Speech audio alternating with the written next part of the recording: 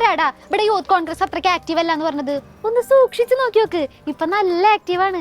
അതിന് രാഹുലേട്ടായി പോയതിനു ശേഷം യൂത്ത് കോൺഗ്രസിന് ആക്റ്റീവ് ആവാൻ ഒരു തലവൻ പോലും ഇല്ലല്ലോ എന്ന് പറഞ്ഞ് പരിഹസിച്ചവരുടെ മുന്നിലേക്ക് എത്ര നേതാക്കളാണ് പല സമയത്ത് പല രീതിയിൽ പല ഹിന്ദുകളും മുന്നിലേക്ക് ഇട്ടുന്നത്. പുതിയ യൂത്ത് കോൺഗ്രസ് അധ്യക്ഷനായില്ലേ എന്ന് ചോദിക്കുമ്പോഴുള്ള ചെന്നിത്തലയുടെ കൈ ചൂണ്ടിക്കാണിക്കലും അബിൻ വർക്കിയുടെ നാണോ പോടന്ന്. OG ജനീഷ് യൂത്ത് കോൺഗ്രസിന്റെ സംസ്ഥാന അധ്യക്ഷനായി. ബിനു ചുള്ളിയിലിനെ വർക്കിംഗ് പ്രസിഡന്റായും നിയമിച്ചു. വളരെ അഭിമാനകരവും സന്തോഷകരമായ ഒരു നിമിഷത്തിലൂടെയാണ് കടന്നുപോയിക്കൊണ്ടിരിക്കുന്നത്.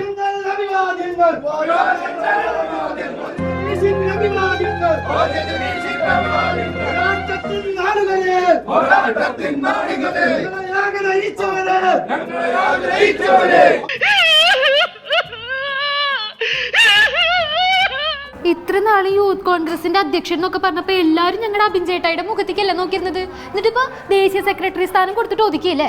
ശരിയാക്കി തന്നെ കേട്ടാ. യുദ്ധകാഹളം മുഴങ്ങട്ടെ. എന്റെ ഡാഡി ഒറ്റടത്തിനെ പറഞ്ഞു വിടില്ലട്ടാ.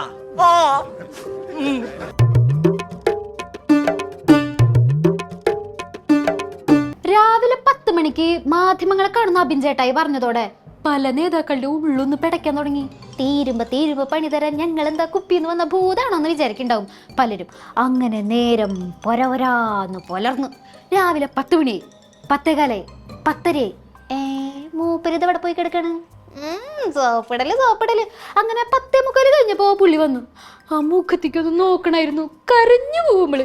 സമരം ചെയ്യാൻ പറഞ്ഞപ്പോൾ സമരം ചെയ്തു, ജയിലിൽ പോകാൻ പറഞ്ഞപ്പോൾ ജയിലിൽ പോയി, കേസുണ്ടാക്കാൻ പറഞ്ഞപ്പോൾ കേസുണ്ടാക്കി, ടിവിയിൽ പോകാൻ പറഞ്ഞപ്പോൾ അവിടെ പോയി. എന്തിനാടാ കൊന്നിട്ട്? നമ്മൾ അനാഥരാണ്, പക്ഷെ ഗുണ്ടകളല്ല. എന്റെ പാർട്ടി എന്താണോ എന്നോട് ചെയ്യാൻ പറഞ്ഞത് അതാണ് ഞാൻ ചെയ്തത്. കേസ് ഉണ്ടാക്കാൻ പറഞ്ഞപ്പോ കേസ് വരെ ഉണ്ടാക്കി കൊടുത്തു. So sad. ഇപ്പൊ മാറിക്കാൻ പറഞ്ഞു, അതുകൊണ്ട് മിണ്ടാതെ ഒരിയാടാതെ അങ്ങോട്ട് മാറിക്കാന്ന്. അയ്യോ അബിൻ ചേട്ടായി, നമ്മളെയൊക്കെ വിട്ട് പോവാണോ നിങ്ങള്? എനിക്ക് കേരളത്തിൽ തുടരാനുള്ള ഒരു അവസരം തരണമെന്ന് ഞാൻ അഭ്യർത്ഥിക്കുകയാണ്. എന്നെ ദേശീയ സെക്രട്ടറി ആക്കണ്ട, ഞാൻ പോവില്ലാന്ന്. പുള്ളി നെഞ്ചു പൊട്ടി പറയണത് കേൾക്കില്ലേ നിങ്ങള്? അയ്യോനോ, പുള്ളി അത് കരയണതല്ല കേട്ടോ, മൂപ്പര ടോൺ അങ്ങനെയാ, അതുകൊണ്ടാ. കേരളത്തിൽ നിന്നുകൊണ്ട് രാജ്യം മുഴുവൻ പ്രവർത്തിക്കാമല്ലോ, അതിനെന്താ കുഴപ്പം? കേരളത്തിൽ നിൽക്കട്ടെ. ഓ അത് ശരി. അപ്പൊ ഈ തീരുമാനം പുനഃപരിശോധിക്കാനൊന്നും ചിന്തില്ല അല്ലെ? പാർട്ടിക്ക് വേണ്ടി എപ്പോഴും കേസ് ഉണ്ടാക്കാനും ജയിലിൽ പോവാനും മുന്നേ നിന്ന അബിൻ ചേട്ടായോട് എന്നെ ഇത് വേണം. ഞാൻ പറഞ്ഞില്ലേ, എന്നെ വെട്ടിക്കണ്ടിച്ച് 2 കഷണമാക്കിയാലും എൻ്റെ ഉള്ളിൽ നിന്ന് ചോരയായിരിക്കില്ല അവനെ, അതൊരു ത്രിവർണമായിരിക്കും. എനിക്ക് എൻ്റെ പാർട്ടിയാണ്, ഞാൻ പാർട്ടിയിൽ പ്രവർത്തിക്കുകയല്ല, ഞാൻ ജീവിക്കുമായിരുന്നു ഈ പാർട്ടിയിൽ. അബിൻ ചേട്ടായിക്കറിയാം ഇതിന്റെ ഒക്കെ പിന്നിൽ KC വേണുഗോപാലിന്റെ കരങ്ങളാണെന്ന്. KC വേണുഗോപാലിന്റെ ഏകാധിപത്യത്തിനെതിരായ ഐ ഗ്രൂപ്പിന്റെ കടുത്ത അതൃപ്തി മുതലാക്കിക്കൊണ്ട് അടുത്ത നിയമസഭാ തെരഞ്ഞെടുപ്പിൽ ഇവിടെ അബിൻ ചേട്ടായി മത്സരിക്കുന്നതായിരിക്കും.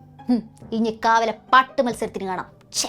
ബഹുമാനപ്പെട്ട നേതാക്കന്മാരും ദേശീയ നേതൃത്വവും എന്ത് തീരുമാനമെടുത്താലും ഞാനത് അംഗീകരിക്കും. എനിക്കെന്ത് വിഷമം? എനിക്കൊരു വിഷമമില്ല, എനിക്കൊരു വിഷമമില്ല.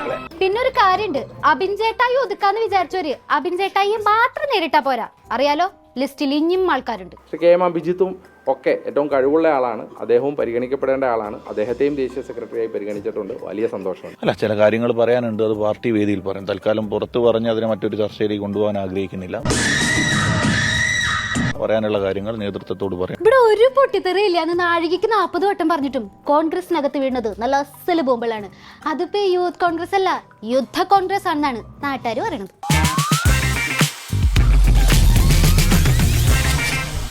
ലോകത്തെവിടെയായാലും ഏത് സമയത്തും 24 വാർത്തകളും ഓഗ്മെന്റഡ് റിയാലിറ്റി പാക്കേജുകളും എക്സ്പ്ലെയിനറുകളും വിശദമായി കാണാൻ ഞങ്ങളുടെ യൂട്യൂബ് ചാനൽ നിങ്ങൾക്ക് സബ്സ്ക്രൈബ് ചെയ്യാം.